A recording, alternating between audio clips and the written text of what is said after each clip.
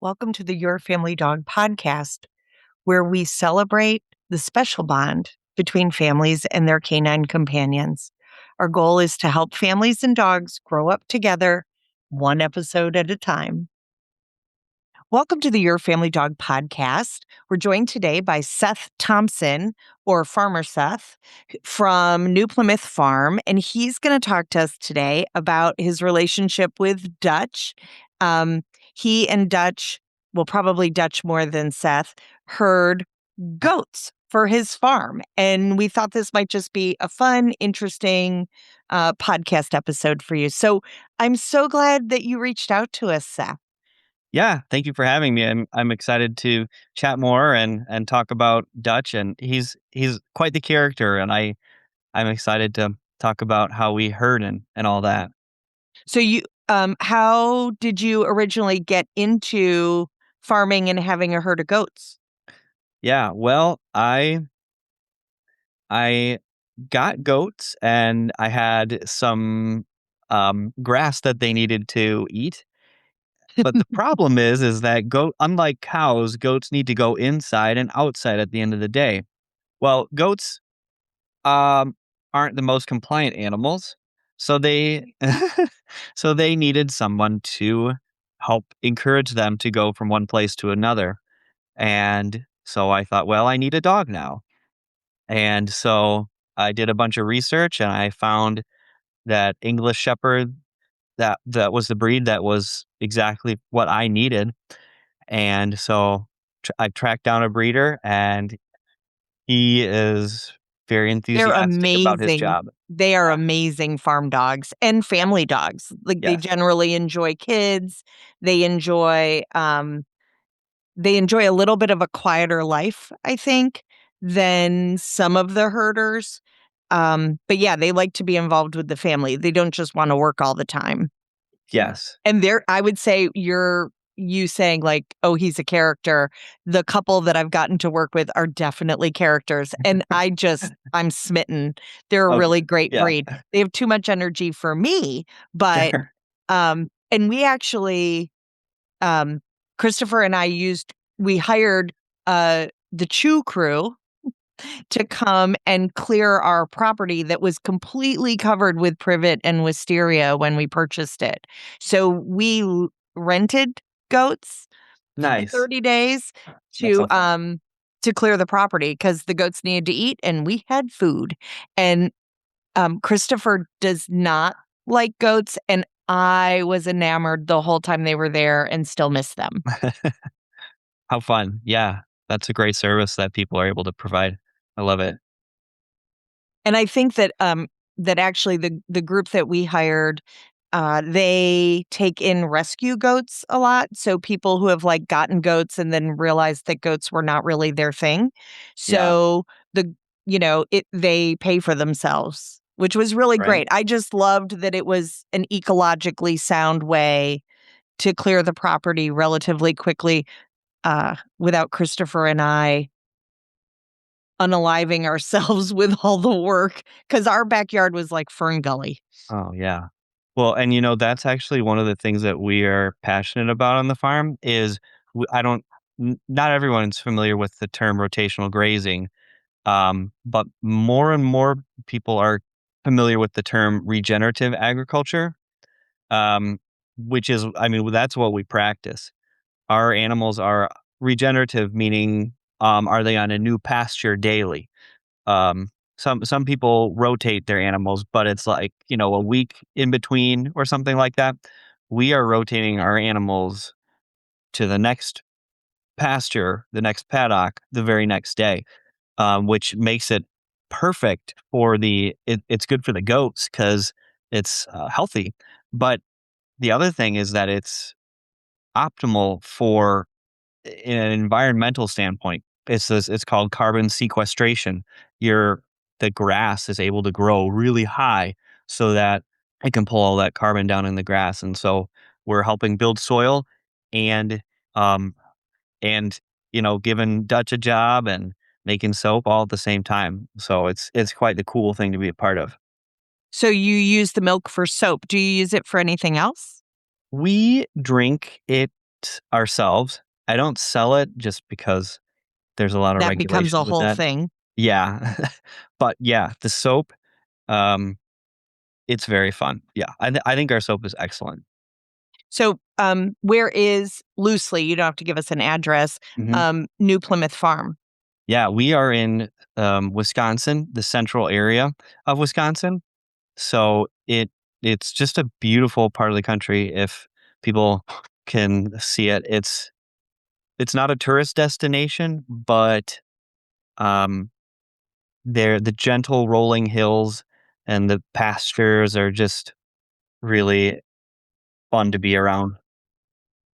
I grew up in upstate New York, and it's somewhat similar. It's Yes, rolling that sounds right. hills, and it's just beautiful, right? Mhm, It's green and lush and lots of, agriculture. I don't think New York State is always thought of as, like, a super agriculture state, but, we have lots of apple orchards and wineries and, mhm. lots of produce is grown, and it's just beautiful. It's a beautiful It place. is. It's not like Yosemite, right? Yosemite is a Right. stunning beauty, but it's a more subtle beauty. Um, It's more like a hug. yes, exactly. Yes. Yeah, it's, as a matter of fact, Christopher and I were talking about this last night. We were at a restaurant and heard John Denver's, Country Road song, Mhm. and Chris said, "I always wondered what the lyric Mountain Mama was about." And what it was about is the mountains as a maternal feeling, right? That Oh, it's yeah. it's this coming home to this nurturing area, and that's often how I think of upstate New York, that it just feels like it's I don't know, it's like an old quilt or a pair of jeans that always fit you right, that it just no matter how long I'm gone, I've been in Georgia, since the mid-90s. When I go home to New York, it's just this I can feel that hug of Yes. going home to a beautiful, kind mama. Yeah, that's that's it right there. Yeah. So, what made you decide that homesteading this way was what I'm assuming you're homesteading. Are you homesteading? I shouldn't make an assumption. It's homesteading, farming, you know, tomato, tomato, I guess. It I mean, there are differences, but, I'd say we're more farming than homesteading, but Okay. it's either way is fine. Any description is fine with me. Mhm. But yeah, Is how is did we making soap your primary focus there? Yes. Yes. Soap is our primary focus. We decided that we needed to have, a certain type of goat, a milk goat, for the family, and then I realized, we could make some really good soap, and we made some, and I thought, "Oh, like, this is better than I thought it would be." So then we just decided to kinda double down on because we have the goats, and then, of course, we had Dutch who could get them in and out, and so it just seemed like the next logical conclusion, let's just go with this. This is gonna be great. So, how old are your kiddos? Let's see, we've got 4, 2, and 6 months. Oh, wow. How do you have time for goats? Yeah, it's our hands are full. So, do you find Dutch tries to herd them, the The kiddos? kids? Oh, yeah. Keep them away Yes. from the road? Yes, and I like to include the kids in his training or stuff like that. So when it's time to feed him, if they're around, I make sure that they are the ones, so I'll tell them to stay or stand, but then it's their job to tell him to go to get his food because a lot of times dogs uh, goat dog or herding dogs will only listen to one person, and that's a problem for me. So I need him to be able to listen to my kids too. Yeah, So building that relationship is really important, mhm. and it's not just herding dogs, right? When Christopher and I, brought our households together, my dogs used to do this thing that really annoyed Christopher, where he would be like, "Come on, let's go outside," and the dogs would start to get up and then stop and look at me. Oh, yeah. Like, are we supposed to listen to him? Mm, And I would say, do what Chris said, like, off you go. And they mhm. would go, like, they weren't being jerks, but he didn't like that extra layer of, like, I don't know. I don't know if they didn't view him as competent, but I said, well, there's a couple of ways to solve that. And one is to include yourself more in the training. Christopher will tell you that I am the trainer and he is the untrainer. Um, and so he started helping with more of the husbandry. So helping to feed them, going outside, we would take turns or go all of us, the whole family goes outside together so that they see him as just taking a greater stake in the interactions in the household. So I love that, like, even itty bitty kiddos and people don't realize that, like, holding the 6-month-old while you're feeding Dutch, it's still there's a translation. I will say that I'm sensitive to, and you're probably getting into this in the 6-year-old, really thinking in terms of what's fair to Dutch about Mm. when he has to listen to what they're saying. Like, so I give an example. I had a foster son who would, like, race through the room and yell, "Sit." Oh. And my dogs were like, "What?" And I was like, "No, you don't have to listen to that." So we did have a little bit of structure about, and he was just having fun. Like, Yes. Gregory was being great. Like, he was just being Greg. But the dogs had a little bit of confusion about, like, okay, when is it that I have to actually listen to the little guy versus when he's just playing and running and, pretending he's Superman for the afternoon. So, and that it's not relevant anymore because, I mean, kids are kids and they're sometimes being goofy. And I didn't want the dogs to be run ragged or to be frustrated or potentially have a conflict over some of that. Do you Mhm. see that a little bit with your 6-year-old? I do, most definitely. Just the other day, um, she got excited because to tell him to sit, sit, sit. Um, but so, but then he started to get kind of confused and look at her like, wait, what do you want me to do? He's asking me to do this, and she's asking me to do this. So I said, honey, thank you for trying to help. Here, I said, well, here's what we're gonna do. You're gonna tell him to go, and I'm gonna tell him to stay. And I will give you a signal. That's when to tell him to go. Um, I mean, it kept pretty much exactly what you said is that Right. we, the humans, had to be clear on the expectations, and then we communicated that together, and it worked well. Yeah, and a lot of times I think of it in terms of my partner, right? If a child was running through the room and yelled dad, but wasn't communicating anything, they were just being goofy, like they were just acknowledging dad's in the room. Yeah. Well, like we wouldn't necessarily respond to that, Hmm. right? No. Um and so but yeah, it's like all those little things that you're like, how do I help them navigate that? And even pronunciations, right? You have some children that are really pre-verbal, and I often teach the dogs what those utterances or body language means. So if the child is at the, like, leave me alone stage, making a Yeah. face and a big flailing arm, I actually build that into my training regimen Mm. that this means go lay on your bed and give, like, so the automatically what the child is craving is a little bit of space, and I don't want it to escalate to a child getting frustrated with the dog or the dog getting frustrated, so I view it as empowering both, right? That they both have agency. It's like, "Okay, Dutch, you're off duty, you don't have to be close to the little." And the little being able to say, like, "I'm having a hard developmental time at the moment, and I have big feelings, and I would like the dog out of my way." So, those kinds of things can be really, really helpful, and man, those shepherds are amazing at being very intuitive learners, which Yeah. makes it so much easier, especially if he's a confident working dog who is thoughtful.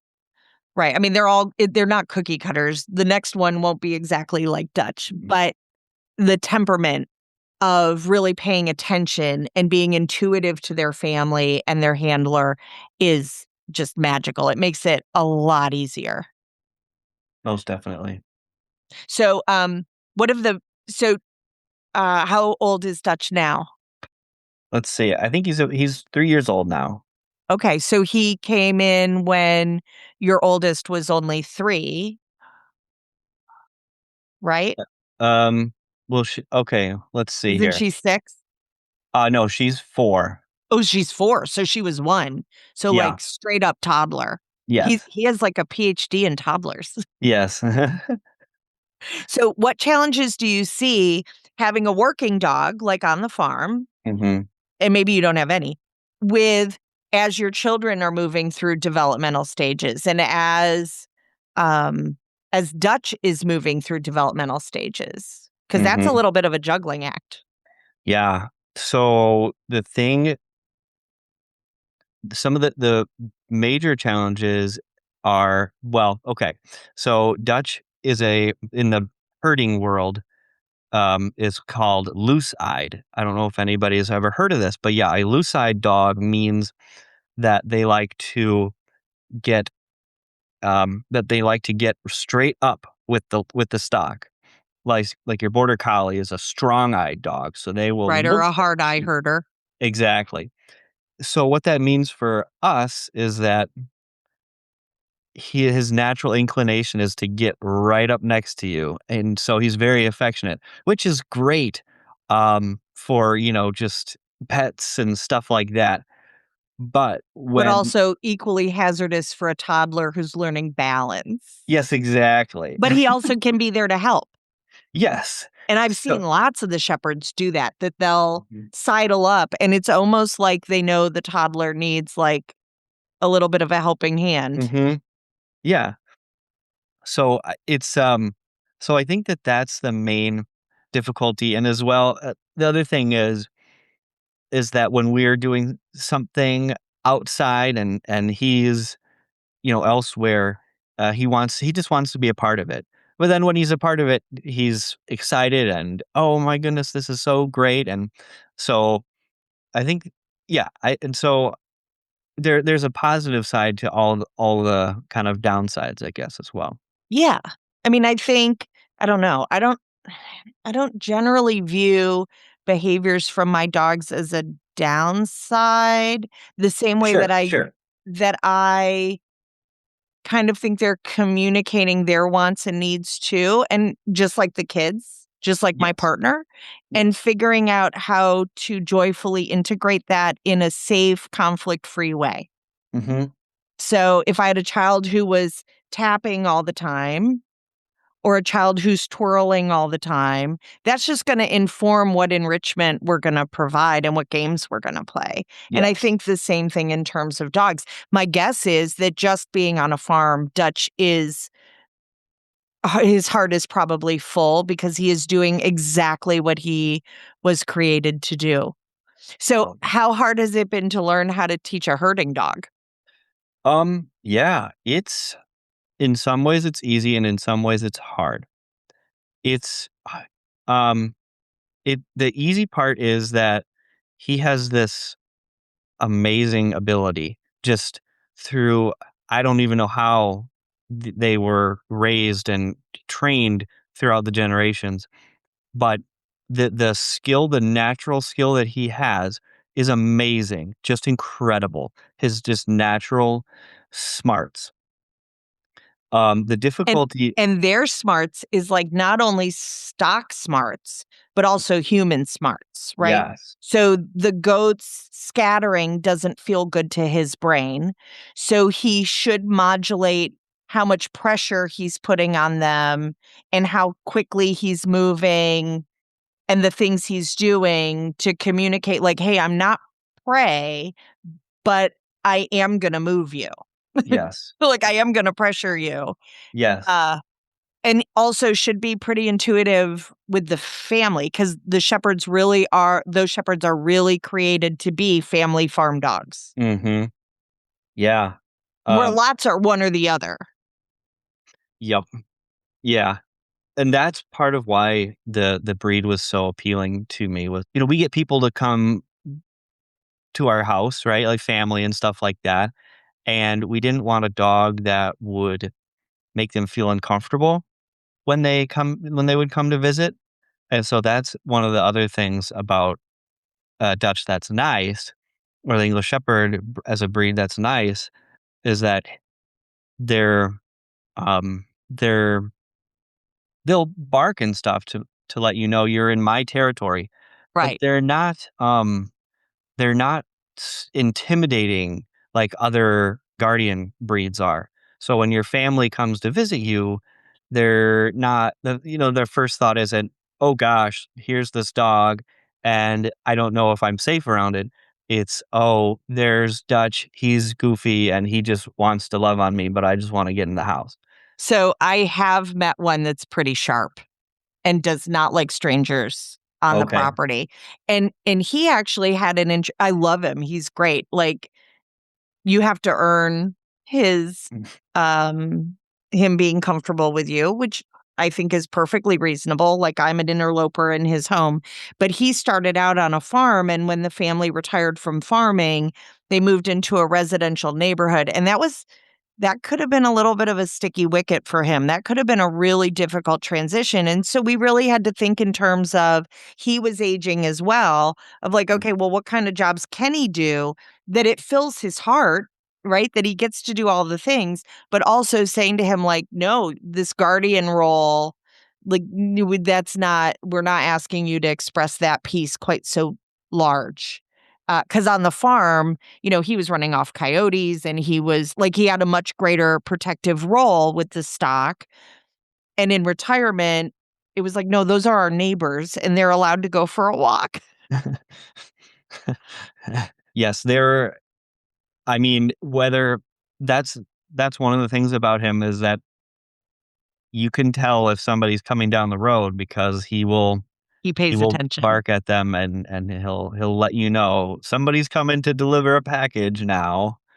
So, Well, and some of that becomes a little bit of self-fulfilling prophecy for any family dog, right?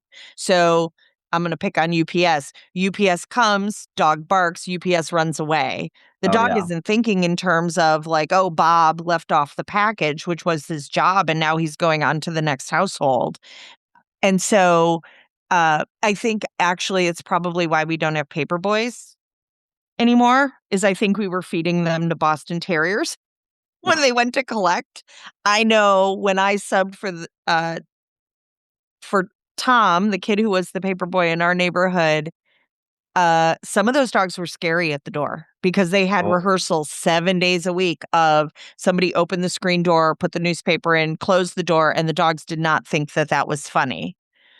And, now my dog trainer brain is like, well, duh. Like, of course yeah, they didn't right. love that. And it preconditioned something that was unintended, right? It was just an unintended consequence. Do you think herding helps him to be more fulfilled as a dog? Oh my goodness, yes. It's man, the grass is in and um it's a constant communication, right? Um because we're both trying to keep the goats, between us, and then we're trying to move them from this place to that place. And it's not like you're two people where you're communicating, uh, you're speaking to each other. It's this it's this totally different type of communication, and you get them from point A to point B, and try to do it as stress free as possible. When you get them in their paddock and then they start eating the grass, it's it is a really special um, feeling. Human and dog, and you did this job and you trained for it and you worked and you got it wrong a bunch of times and then you got it right. Finally, you did it this time. And he knows it. And that's the thing. Like he knows that he did a good job. And it's just, it is a really special feeling to be a part of something like that. And I bet your wife is glad that she's not trying to help you move goats anymore. The chickens got out one time and from I have a chicken tractor, like this Syscovich Right. chicken tractor, and, they got out, and I she and I tried to capture them and, put them back in, and that was just a total disaster, so, yes, she is very thankful that she doesn't have to Did help. Dutch help with that? He had a harder time just because chickens are so different than the stock, Yeah. than the goats. He wasn't trained for chickens, so I just said, "Let's." Do you I'll think just set you'll embark on that? I don't think so. I think he's really good at with the goats, um, and thankfully the chickens only got out once. So do you think you'll ever embark into hair goats?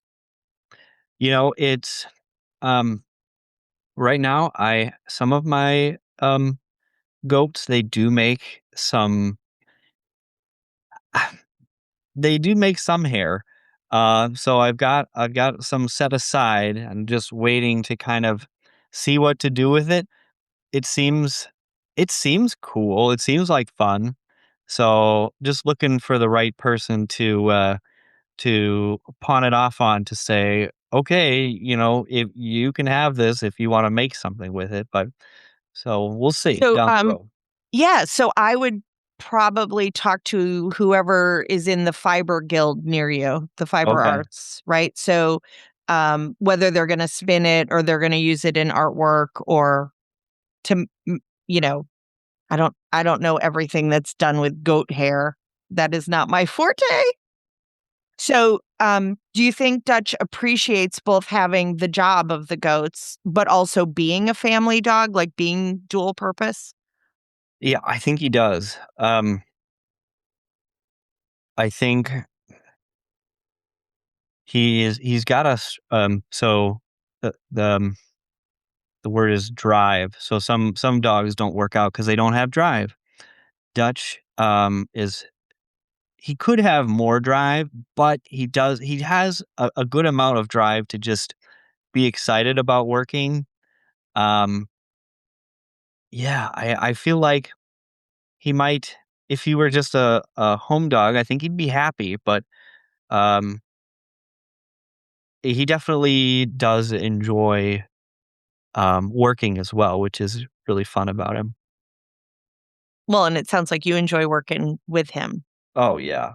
So did you have someone mentoring you in how to train up a herding dog, or did he come already trained? Like, did you get him at 18 months and somebody had already started his skills? Yeah, so I am just kind of a go for it type of person. I found out about this book called Stock Dog Savvy, and, a I went to a kind of a dog training, um, day in Minneapolis, and I saw a bunch of people, moving using their dogs to move, ducks, and I think a few Right. sheep. Moving runner ducks. Yes, and that was It's extremely easier than helpful. transporting sheep. What? It's easier than transporting sheep. Oh my gosh, yes, yes. And dogs that lack confidence, they often start them on runner ducks Oh, okay. or Yeah. puppies, right? Because it's still herding, Mhm, but without the risk of a you deciding like, "Oh, I can take out this," like, because you generally, I think herding dogs are started at about 5 weeks, that they're put out with the stock and they start to become familiar with the stock and how it mhm. works, and so, they're itty bitty. And Yes. so trying to, and obviously they're not out there all the time because they're too Mhm, little, but you're checking that drive and you're giving them the experience to see what kind of turns on in that individual. So I yeah. think a lot of times, not everybody, but a lot of the people here that I know who do herding start them on runner ducks. That makes sense, And it yeah. works for demos, right? Because it's easy to Mhm. transport ducks. Yeah. Yeah, that was really cool. I'm glad I was able to go to that, and it was really fun also just to see there were people that, they didn't have farm land, but they wanted to train their dog to do something, to do a useful skill. And so you had kind of like a group. I just showed up and here I'm like, oh wow, like look at all you. You guys have a really fun community, and they would go to this place and that place and hire this trainer and hire that trainer to help their dogs get better at this. And it was a cool thing to be a part of, even though I didn't have Dutch when I went, but it was just cool to see people just, training their dog for the sake of building that skill. Right. So we recently adopted a 2.5-year-old sight hound. And that's not a brain. So the only sighthound I ever lived with was elderly and blind and deaf. Mm. So not really the sighthound experience, right? Like Yeah. Tazi basically slept all the time, and he was delightful and I loved him, but I didn't really get to work him per Yeah. se. Because I think he was 12 or 14 when I met him. So having Dino at 2.5, I'm getting to explore this whole new brain, and very different than, I've had terriers, I've had Doberman Pinschers, I've had feral dogs, I've had beagles. I've had a variety of different breeds and loved them all for their I've had a pug, right, who was Mm. hysterical. Like, I've had lots of different kinds of dogs. This was just a brain that I haven't worked with before, and it's been, probably sometimes a little bit exasperating because 'cause I'm having to Mhm. adjust my thinking Right. and my ego, and just learn another brain and another thought process. And so probably pretty soon here we'll go, and I've of course never done any lore coursing, but this is what this dog's brain is and body is made to do. So I'll explore that, and Yeah. we'll do a little bit of it if that's his jive. I think he already has points in one title. Mm. But I'm also like, hey, I also think it should be a gentleman's agreement, right? That I'm going to explore things that don't necessarily really matter to me. Like I don't care if you learn lore coursing, but also that's a nod to I'm going to encourage the things that matter to him that he's designed for, because I really want him to become truly integrated into our family too. For sure. And that's maybe not a hat that fits terribly well. Like, he might rather be chasing bunnies, thanks. So what do you think has been in herding, what was the hardest thing in teaching him to do? Um, yeah, I think the hardest thing is, is steady. I don't know if that's in the Stock Dog Savvy book, but, it's he he wants to be. I have to figure out there's a bubble of when they'll scatter or when they'll s walk comfortably in a certain direction, and especially when he was younger, more towards the puppy end, it was difficult to kind of, temper him on, "Hey, I appreciate that you're doing that, but we have to be smart about how we're doing this." So, I feel like that's the hardest thing because he might wanna, "Oh, chase that one down or chase that one down," and they go this way and that way, and it's, "Okay, now well, we're not hurting, now we're just chasing," you know? But getting the discipline of we're walking slowly together, you and me, um, that seemed to help. And again, that should not always feel great to his brain when they scatter. Mm, I think for a lot of the dogs that solves itself because he goes, okay, well, that was kind of fun in the moment, but it doesn't really feel that good. yeah. What's been the easiest thing to teach him?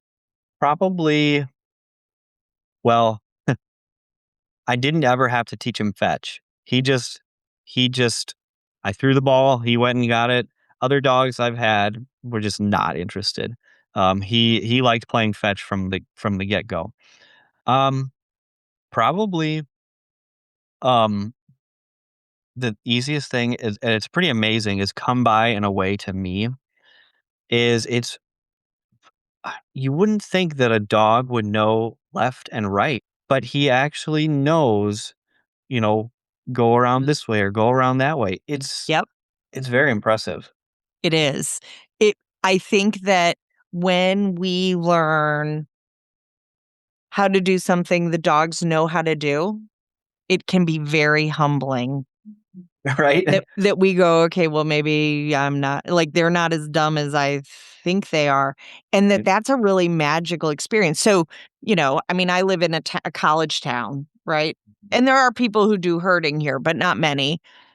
But part of what I try to do as an instructor in classes is to put people a little bit in situations where they they're learning how to do something where they just have to trust the dog because the human can't do the thing.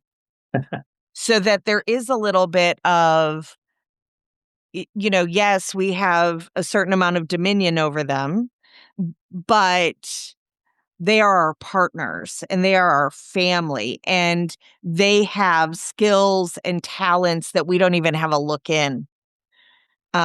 And sometimes I do that by, downloading a piece of software that allows you to see the world, at least from a color perspective, from a dog's eyes, and Yes. really see how different it looks, and how different toys look. Like, I had someone who was like, "Well, my dog like doesn't really care about this toy," and I was like, "Well, where do you play with it?" And so I said, "Take a picture of the toy in the environment." And when we applied it to this lens of how a dog's vision is, the toy kinda just disappears. It's just kinda Mhm. not in the environment. But other colors, the dog like, the contrast jumps out and the dog can see it. So, um, it just informed their decision making. But I do like when I often think to myself, like, if I tried to give you directions of how to meet me for lunch and the only thing you had is scent as a directional indicator, Mm.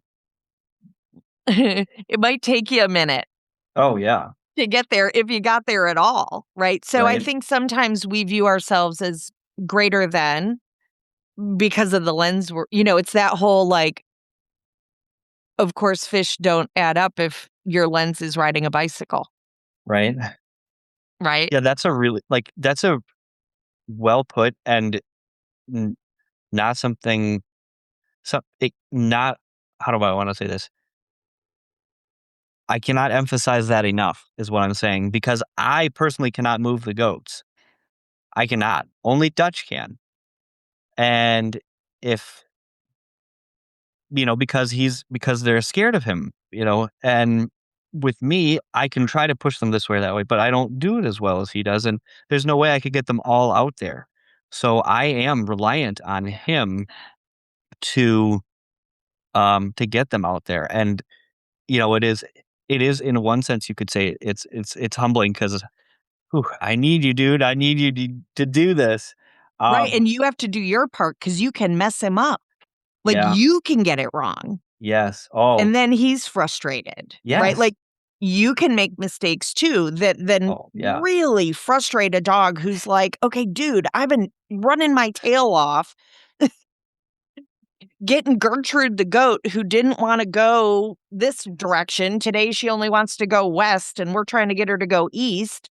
I've been Yep. busting my tail getting that done, and then you made a mistake with the gate." Yep. And that you're right about that too, is like sometimes you think, "Why didn't you do that? Why didn't you do that like the way that I said?" And you go, "Oh, wait, no." Exactly what you said is that, "Oh, yeah, no, He had a he plan. was he was noticing this and I was just out to lunch or something." And yeah, then you just have to come up and say, "I'm sorry, I messed up." And Right, that was on me. I say yep. it all the time to dogs, like, "I'm sorry, my friend, that was on me. That was a Yeah. handler." And it's humbling. And I really think, like, if we're not having that experience, we might not be paying all that much attention Oh, yeah. in the miscommunications. So, what do you think it's teaching your kiddos? Oh, man. I think it's helpful for them to learn that, that there's a that their dog has a character and a personality and is a partner in their family, and he is, he's yeah, and he's helpful for our family, like, with the business and stuff, and so Dutch isn't just over there, he's doing stuff, and, that it's an easy way to include them in, in what we're working on as well, so he's he's just a really good kind of on-ramp for them. He's a farmer too. Yes. And that's not all he is. The same that you're a farmer, but that's not all you are. You're a dad too, and you're a Mhm. husband, and you're probably a brother, you're a son, you're an uncle, right? You're a Yeah. friend, you're a neighbor, you're maybe a musician, I don't know, right? You're more than one thing. And so I think sometimes we think of our dogs a little bit as an accessory sometimes, right? Oh, And I'm not saying that that's bad. Like, I'm not judging anybody about that. There have definitely been times in my life that I probably missed out because I didn't really truly integrate all of the pieces parts, right? I think that's something we learn over time. So I love your admiration for him because I was like, okay, I'm not really sure what goat herding has to do with your family dog podcast, but your genuine admiration for your dog and his work and how he blesses your family, right? How he is a tremendous benefit to every facet of your life absolutely shone through in the email. And so I was like, well, oh, Seth's coming thanks. on and we're going to share that. Thank you. So if somebody has a herding dog, but they don't have goats, they don't have sheep, they don't have runner ducks, what would you encourage them to do? Hmm. I would say, well, if they could go to those, training seminar things, I would highly recommend it. The people there are super nice. They're willing to help you. They're not gonna say your dog is whatever, whatever. They're gonna be really nice to you and really helpful. And it seems like a really fun hobby for people. And I don't think it costs that much. Like it wasn't, cheap, cheap, but it wasn't that expensive either. So Right, it wasn't good, cost prohibitive. yeah, a good if you are a kind of person that you think I want a shepherd, who knows? Maybe that might be for you. Other than that, if you want a shepherd, but you don't want to do that, I would say, um, probably just find a good, find a park with a lot of space where you can just run around and just, be goofy, play, play fetch. Um, So yeah. there are herding games you can play with the urban sheepdog, right? Okay. Or goat dog. So there's a activity called sheep balls that Kay Lawrence, someone who I admire as a dog trainer, and she has taught me a lot over the years without really being able to be in person with her, but how she thinks through things, how she works with her dogs. I really admire how she how she navigates it all. But she created because she has border collies in England and navigated teaching the dogs herding with balls. Right. And it is Okay. different, right? Because the ball isn't going to have a mind of its own.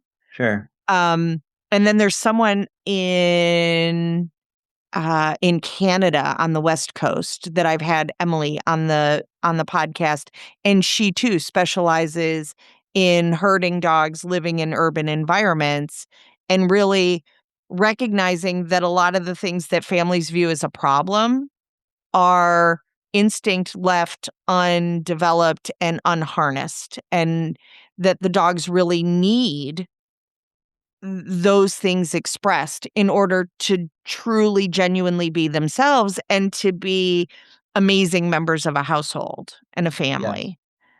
Right? It's not just about how cute the border collie looks. It's a border collie, and can you find one that's a couch potato?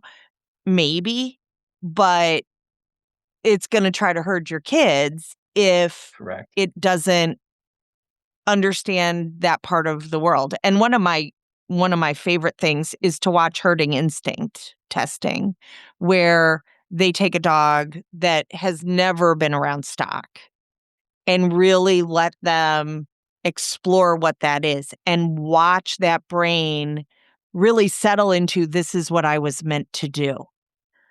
And having an outlet for it is just amazing. Like, those dogs come out and you just know that their world has shifted on its axis and they are now who they are meant to be. So, what do you think will happen when he retires? Do you think he'll train up a puppy? I think he will. I'm also looking at moody dogs. I don't know if Oh, I don't know what that is. okay. They're from Hungary. Um, they're they're another loose-eyed dog. So I'm um looking into that breed as well, and so hopefully maybe Dutch could help me, yeah, train some more dogs in the future when he gets to that age. But yeah, we'll have lots of other fun things going on. So, what's the current challenge you're working on? Right now, well, it's winter time. So, And boy, did you have a winner this year. oh, it was like I we was had like, oh, poor Wisconsin has like a target on it. yes, we had 30 inches of snow. Just it was a record for 24 hours and 48 hours. Um, Wow. yeah, And then really frigid cold too. Didn't like you had both ends of the continuum. we did. Yeah. So right now, I think the difficulty is that he wants to be working. He wants to be doing something. He's just he's ready to be moving the animals again. So thankfully the snow is melting and the grass will be growing soon, and so he'll have lots to do. Um So this I, is your downtime a year is the winter because yes. And that reminds me. So one of the things that I'm going to be doing for this next year is I'm going to be recording myself with a drone out on the pasture so that other people can see it. So that was of the challenges recently, it was, "Hey dude, don't bite this thing." don't Or bite the drone. yes, don't bite the drone. We're not Um, hurting the drone. yes, yes. But so so I was able to get some do some work with him, capture some footage with him. Um, and so I think that's that's going to be the next step is training him to basically just ignore the drone and just focus on the goats. So does that have to do with elevation of the drone? Like Yeah, where he can ignore it and where it's too big in the environment? yeah. I think the higher it is, it's going to be easier for him to ignore. And like, yeah, the closer it's going to be, he's going to be. What is that thing? So So, is there anything else that you want to share with our world? yeah. If it's okay with you, can I tell you about our website? Absolutely. Okay, cool. So, our website is newplymouthfarm.com, and we have our goat milk soaps. And for the podcast, I did a promo code. It's dog 10. So if people want to get 10% off of our goat milk soap, they can just put in dog 10. Um, and they can see just our website, and a picture here and there of me and the kids and Dutch, and they can just see what we are up to, and yeah, so that's what I would say. That's wonderful. I'll have to Thanks. use that. My chiropractor uses a goat milk based hand sanitizer that smells like heaven. It's Nice. amazing. And I'm always and then of course, she's using it in between patients and all day I prefer a morning appointment because then I can have wafts of that all day and it's magic. I will say we our fragrances. we went out and we found the best of the best. So, uh, I think our fragrances are amazing. So, yeah. I'll absolutely have to use the promo code and give it a Oh, try. cool. Thank you. So, and are you adding any new? So, what kind of product? I know you have soap. Mhm. So, is it just limited to soap, or are there like you have products for soaps for the kitchen? Like, I don't know anything about soap. I'm dumb about soap. Sure. I mean, you gotta choose your what you wanna focus your time on, right? Right now we're just doing bar soap. But it is the one of the cool things about we're kind of specialized in that we do lard-based goat milk soap. And so it's especially good for your hands. A lot of people um, use things that will dry out your skin because the companies kind of use materials that are cheaper because so then they can, make more money or charge a lower price. But we wanted to kind of double down on let's make the best soap we can. And it's, I mean, because I'm outside getting cold and everything, um, I kind of need the soap that's good, nourishing and stuff. So yeah, for people that But need yeah, like good I soap. wash my hands a bazillion times a day, right? I joke that dog trainers wash their hands before and after they go to the bathroom, right? Yep. And I'm also a quilter, and Oh, fabric dries out my hands all the time. So I will definitely give your soap a try. cool. Awesome. Thank you. Well, I'm so glad that you made time and that you reached out for us and spent your precious time Oh, uh, chatting with us about yeah. Dutch and your sweet family. Well, thank you for having me. I hope you'll share a video with us from time to time, and I'll be sure to share your YouTube page with Awesome. our listeners. If somebody wants to get in touch with you, is there a better way? Just through the website is the best way to do that. They can email me. It's New Plymouth Farm at proton.me. Okay. And what's your favorite scent and fragrance for Oh, the soaps? it's the rose bouquet for sure. All I mean, right. it smells like if somebody took a dozen red roses and put them all together and made one scent. That's what it smells like. It's amazing. Oh, wow. That sounds amazing. Yeah. Well, thanks for spending time with us. Thank you. My pleasure. And I hope you'll come and visit us again sometime. Oh, I will, especially when I get the video and stuff. That's gonna be fun. Okay, Yeah. great. Well, thank you for joining us today on the Your Family Dog podcast. We're so glad that Seth Thompson came on and chatted with us about New Plymouth Farm and his dog Dutch. And we would love to hear any questions you have for Seth or observations or even about your own experiences with a shepherd that is working for your family. You can reach out to us at yourfamilydogpodcast@gmail.com.